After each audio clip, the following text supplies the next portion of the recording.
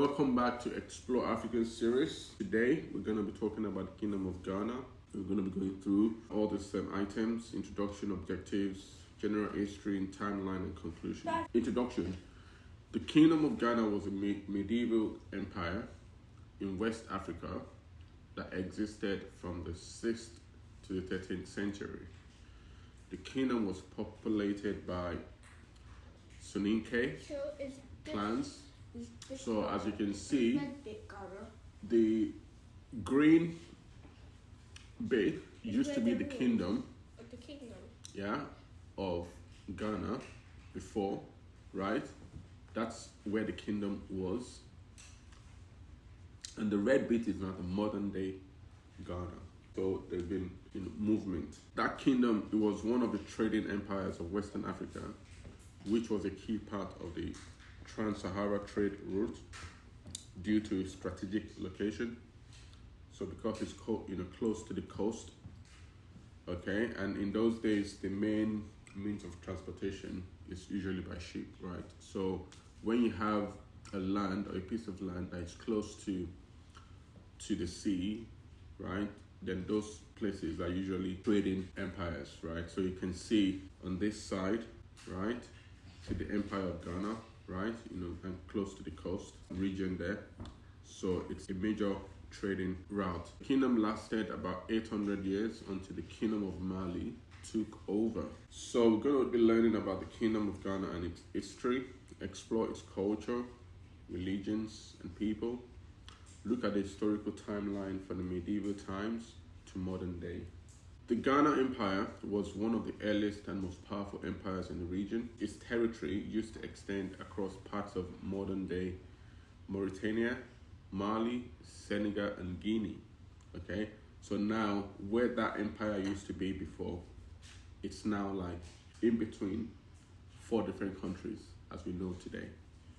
Okay, but if you remember the first map that I showed you at the beginning, so where the Ghana Empire used to be located is now, other countries.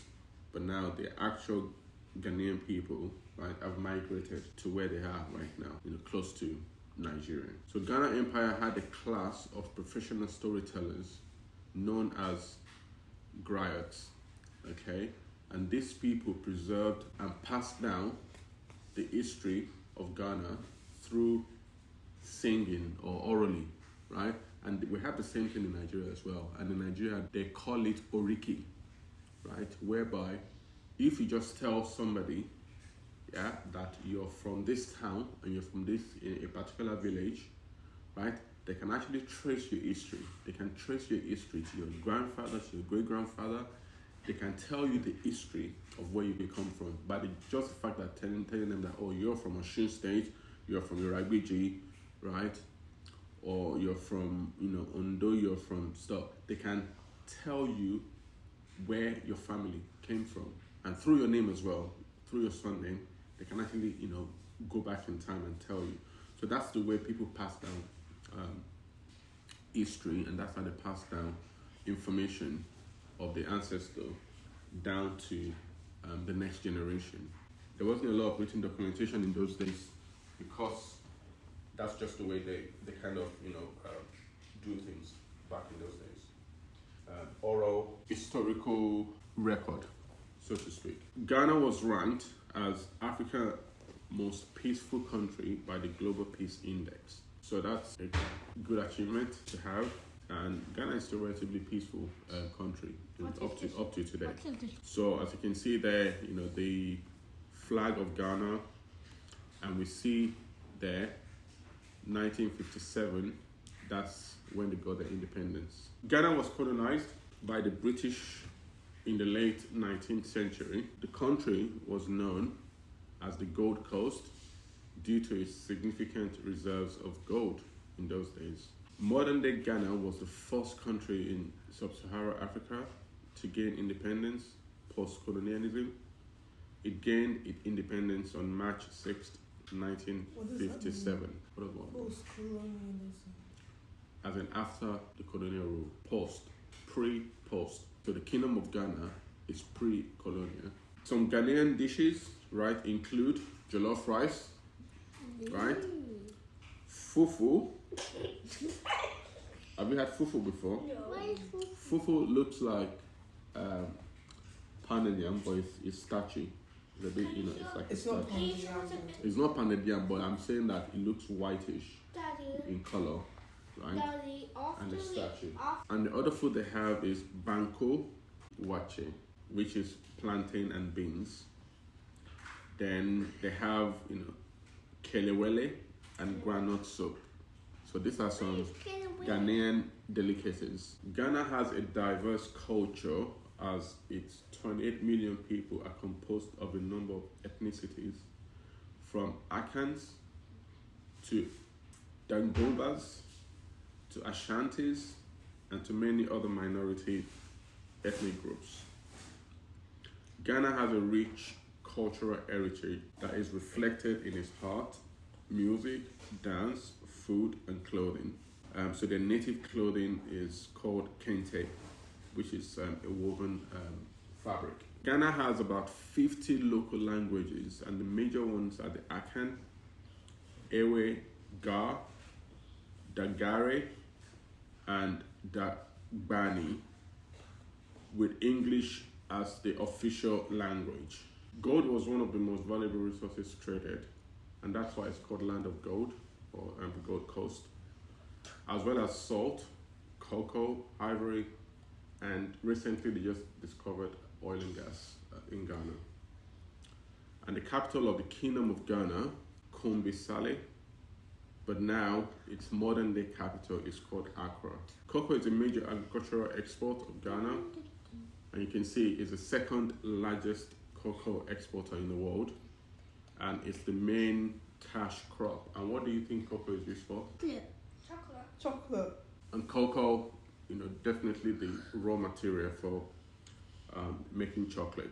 So as you can see, if Ghana doesn't export cocoa today, it's going to have impact on the chocolate market. It means that you might not have a lot of chocolate to eat anymore. You have to go all the way to Ghana to go and buy your chocolate. So the timeline, so between the 4th and 11th century, we see the rise of Ghana Empire, having like a trading power at that point because of the strategic location. And between the 11th and the 13th century, the Ghana Empire was invaded by a Muslim group called the Almoravids, and subsequently that led to the decline of the Ghana Empire. Then between the 14th and 19th century, Europeans arrived in Ghana, and subsequently as well there were a lot of resistance by the Ashanti and the Fante people.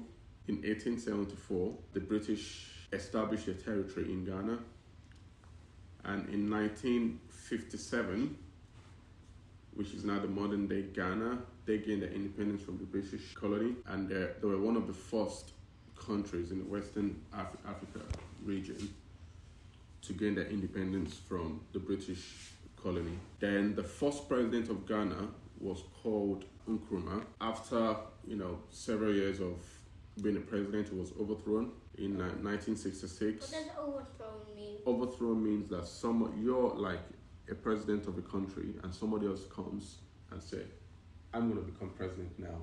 You have to leave. You're no longer president." Okay, president is the head of the country. President Nkrumah was overthrown by a military guy called Rawlins in 1966. Quiz: what is the common language spoken in Ghana? A. Spanish. B. English. C. French. Question number 2. What is the delicious Ghanaian food made from plantain and beans called? A. Sushi. B. Jollof rice. And C. Wache. What is the name of the traditional woven fabric that Ghanaians wear? A. Leotard. B. Kente. And C. Tuxedo. Question number 4. Ghana is known as the land of dash. A. Diamonds. B. Gold. C. Silver. Number 5. Which city is the capital of modern day Ghana? A. Accra. B. Kumasi. C. Lagos. Yeah. The language, common language, is not French. So, in conclusion, Yeah, whatever it is. Ghana, we see, has an impressive medieval and modern history, and it is very diverse culturally, both rich in human and natural resources, like what Gold. and what? Salt, Yeah, cocoa, okay, oil and gas. okay. They also have, lots of, many rivers that are used as, potential for generating power, which is hydropower. So, thank you very much.